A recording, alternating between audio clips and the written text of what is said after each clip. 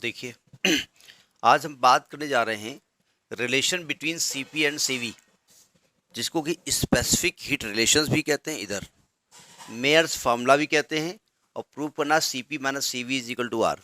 CP CV के बारे में मालूम है ना क्या होते हैं? स्पेसिफिक हीट नहीं है ये, बोले हैं है तो स्पेसिफिक हीट। स्पेसिफिक हीट हम यहाँ पर मोलर स्पेसिफिक हीट की बारे में बात करने जा रहे हैं, और जो गैस लेने जा रहे हैं वो आइडियल गैस लेने जा रहे हैं। ठीक है, तो पहले थोड़ी कहानी समझ लिया जाए। हम जानते हैं अगर किसी भी सिस्टम को, थर्मोडायनामिक सिस्टम को अगर आप हीट देते हैं तो क्या होता है, हीट को लेकर के वो हीट को दो पार्ट में खर्च करता है। एक तो वो कुछ वर्क करता है, ठीक है, उसमें खर्च हो जाता है। जो बची हुई हीट होती है वो उसकी इंटरनल एनर्जी के रूप में स्टोर हो जाती है। तो हमने बताया है आपको कि दी गई हीट डेल्टा क्यू जो है वो होगी डब्ल्यू प्लस डेल्टा यू, या डेल्टा डब्ल्यू कह दीजिए, ये होता है ना। अब यहाँ पर हीट जब देंगे तो दो तरीके से देंगे, एक हम एट कांस्टेंट वॉल्यूम देंगे, एक हम कांस्टेंट प्रेशर देंगे। बस दो तरीके हम चेंज किए दे रहे हैं, ठीक है। तो लिखिए जरा कहानी थोड़ी सी, फिर मैथमेटिकली इसको कराया जाए। देखो, इसको लिखने के तरीके अलग अलग हैं, मतलब कोई किस तरीके से लिखता है, कोई किस तरीके से लिखता है, बताया वही जाएगा। लिखो कहानी। Consider 1 mole of ideal gas, यानी m बराबर 1 ले रहे हैं, 1 मोल। Consider 1 mole of ideal gas if delta q heat is given, if delta q heat is given,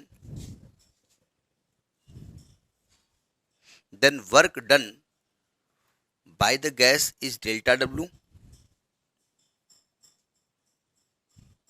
and change in its internal energy is delta u. Then we know by first law, sorry, then by first law of thermodynamic, delta q is equal to delta w plus delta u। ये हमने पढ़ा है, ठीक है। इसको equation number 1 डाल दीजिएगा। इसी में अगर let delta T be the change in temperature, let delta T be the change in temperature. अब कहते हैं अगर आपने जो डेल्टा क्यू हीट दी है, अब यहाँ दो केस लेके चलेंगे। एक बार वो डेल्टा क्यू हमने जो दी है उसको कांस्टेंट वॉल्यूम पे बात करेंगे, और एक बार कांस्टेंट टेम्परेचर प्रेशर बात करेंगे। तो लिखिए case number 1। Case number 1, when delta q is given at constant, when delta q is given at constant volume, at constant volume, that is at constant volume कह रहे हैं, तो आप कह रहे हैं delta v is equal to 0। So delta w is equal to क्या होगा, p डेल्टा v, यानी इसकी वैल्यू क्या आएगी 0। तो चाहे यहां से बात करना शुरू कर दो। So by equation 1, so by equation 1 देखो ध्यान से, डेल्टा क्यू बराबर delta W plus delta U होता है। Here delta W is equal to क्या है, 0। और डेल्टा क्यू बराबर, वैसे फॉर्मूला क्या होता है क्यू का, एमसी डेल्टा टी। भाई हमने पढ़ा एमसी डेल्टा टी। तो एम हो गया 1 मोल ले रहे हैं, सी हो गया सीवी, और इंटू डेल्टा टी। तो डेल्टा क्यू की जगह क्या रख सकते हैं, सीवी डेल्टा टी, और डेल्टा डब्ल्यू की वैल्यू क्या हो जाएगी 0।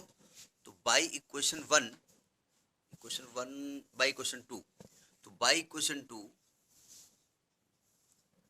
डेल्टा क्यू क्या रखेंगे, CV delta T is equal to delta W हो गया 0 प्लस डेल्टा यू। तो सीवी की वैल्यू क्या हो जाएगी, delta U upon delta T. ये सीवी हो गया।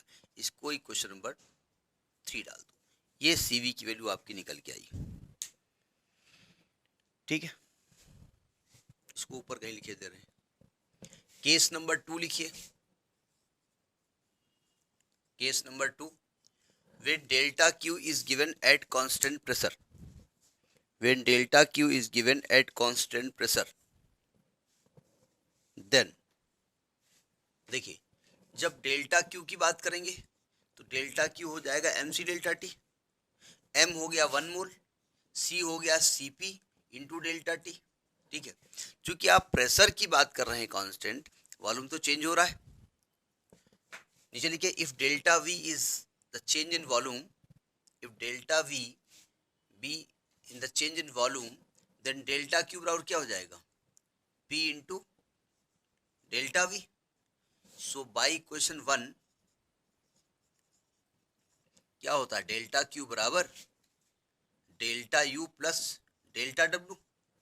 डेल्टा Q बोले तो CP delta T, delta U बोले तो डेल्टा U, और डेल्टा W बोले तो P इंटू डेल्टा V। यहाँ से CP की वैल्यू निकाल लो, delta U upon delta T plus P delta V upon delta T। Question number इसको डाल दो 4। अब आपको निकालना है CP माइनस CV। इसका मतलब साफ साफ दिख रहा है कि हमको CP और CV को माइनस करना पड़ेगा। तो subtracting equation 3 and 4, subtracting equation 3 and 4, तो 3 हो जाएगा CP minus CV is equal to, देखो जब इसको सब्ट्रैक्ट करोगे तो आएगा delta U upon delta T plus P delta V upon delta T minus, अच्छा T कैपिटल लिखा हर जगह तो आप कैपिटल कर दीजिएगा, ठीक है, जहाँ जहाँ स्मॉल t लिखा हुआ है, minus delta U upon delta T। ये delta U delta T cancel हो जाएगा, तो ये क्या बचेगा, ये बचेगा CP minus CV is equal to P into delta V upon delta T। इसको क्वेश्चन नंबर 5 डाल के जरा रोकिए गाड़ी। अब इसकी वैल्यू क्या आनी चाहिए, इसकी वैल्यू क्या आनी चाहिए, आर आनी चाहिए ना। मेयर्स का फॉर्मूला क्या होता है, CP माइनस CV जो आर होता है, ये 10th 11th क्लास में था ये प्रूफ, ठीक है। देखो by ideal gas equation, by ideal gas equation क्या होती है, PV is equal to RT। अब हम क्या करेंगे, कांस्टेंट प्रेशर लेकर लेते हुए टेम्परेचर के रेस्पेक्ट में इसको डिफरेंशिएट कर देंगे। एक्चुअली जो डेल्टा लिख रहे हैं ना वो D है, यहाँ पर जो डेल्टा लिख रहे हैं वो पूरा D है। तो आप डिफरेंशिएटिंग करेंगे तो D मानेंगे लेकिन लिखेंगे डेल्टा, चूंकि हम डेल्टा यूज कर रहे हैं, ठीक है। क्या दूसरी तरीके से आप इस क्वेश्चन को ले सकते हैं, लेकिन यही करो, ठीक है। नाउ आप लिखेंगे, ठीक है, differentiating with respect to T by taking P as a constant, by taking P as a constant। ये इंटरमीडिएट लेवल का अगर आपको याद हो तो वहां से भी आप कर सकते हैं, ठीक है, वहां पे डिफरेंशिएटिंग हेंटेल लाल्टे नहीं था। देखो इसको डिफरेंशिएट करेंगे तो आएगा P into delta V upon delta T is equal to R हो जाएगा, ठीक है। अब आप कहेंगे साहब डिफरेंशिएशन में तो D होता है, तो D लिख दो, D लिख दो, और बाद में आप चाहो तो इसको डेल्टा लिख दो, क्योंकि D का मतलब तो होता है तो डेल्टा ही है। इस रिजल्ट का इस्तेमाल कहाँ कर दें, इक्वेशन नंबर 5 में। Using this result in equation 5, तो क्या होगा, CP minus CV is equal to R। बहुत बहुत बहुत इंपॉर्टेंट प्रूफ है और ये 11th क्लास में भी दिया हुआ है, ठीक है।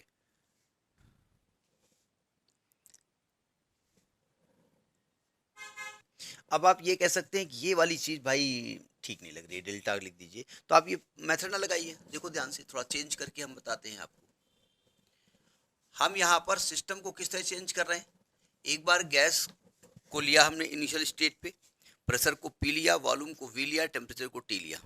इसके बाद हमने क्या किया, कांस्टेंट प्रेशर पे हमने टेम्परेचर उसका हीट दिया, टेम्परेचर बढ़ गया, वॉल्यूम बढ़ गया, ठीक है। फिर गैस को इनिशियल स्टेट पे लौट के ले आए, उसी स्टेट में जिसमें थी वो पहले PV और T में। फिर हमने कांस्टेंट वॉल्यूम कर दिया, फिर उसको हमने टेम्परेचर दिया, हीट दिया, तो टेम्परेचर बढ़ा और प्रेशर बढ़ गया, ठीक है। तो हमने कहा अब हम इसको अलग से लिखने जा रहे हैं, by first stage, sorry in first stage, first stage में क्या था, प्रेशर जो था वो कितना था P, टेम्परेचर कितना था T, और वॉल्यूम कितना था V। तो by ideal gas equation PV equal to क्या होता है RT, पहला इक्वेशन हो गया। दूसरी स्टेज में आपने क्या किया था, वॉल्यूम चेंज किया था, नहीं प्रेशर चेंज किया था, वॉल्यूम कांस्टेंट किया था। अब प्रेशर तो वही वाला ले लो जिसमें वॉल्यूम चेंज किया गया। इन थर्ड स्टेज प्रेशर कितना हो गया, प्रेशर तो पी ही रहा। आपके स्टेज के हिसाब से हम बात कर रहे हैं, जिस स्टेज में हमने लिखवाया है। पहले हमने क्या किया था, वॉल्यूम को चेंज किया था, फिक्स किया था, तो W0 आया था, वो सेकंड स्टेज थी, ये थर्ड स्टेज है। प्रेशर P हो गया और वॉल्यूम कितना हो गया V प्लस डेल्टा V हो गया, ये वॉल्यूम हो गया, और टेम्परेचर कितना हो गया T प्लस डेल्टा T। तो बाय गैस लॉ, यही क्वेश्चन नंबर अगला डालिए 6 डालिए। मान लीजिए हम वो वाला पार्ट नहीं करना चाहते तो हम बता रहे हैं by gas equation, by ideal gas equation, तो P P रहेगा, V प्लस डेल्टा V रहेगा, R और T हो जाएगा T plus delta T। Equation number 6 और 7 को माइनस कर दो, देखो PV कट जाएगा ना, और RT कट जाएगा, तो इधर क्या आएगा, इधर आएगा P delta V subtracting equation 6 and 7। हमने 6 एंड 7 लिखा है, 6/7 नहीं लिखा है, किसी को आप माइनस कर सकते हैं, ठीक है। तो ये क्या हो जाएगा, P into delta V is equal to R into delta T। चूंकि आपके रिजल्ट में क्या चाहिए, P into delta V upon delta T, तो डेल्टा T को इधर शिफ्ट कर दो, तो क्या आ जाएगा, P into delta V upon delta T की वैल्यू क्या हो यार। इस रिजल्ट को उठा के क्वेश्चन नंबर 5 में यूज कर दो। Using this result in equation 5 कर दीजिएगा, तो Cp minus Cv is equal to क्या हो जाएगा R। ये मेयर्स का फॉर्मूला है, बहुत बहुत बहुत इंपॉर्टेंट फॉर्मूला 11th के लिए भी है और आपके लिए भी है।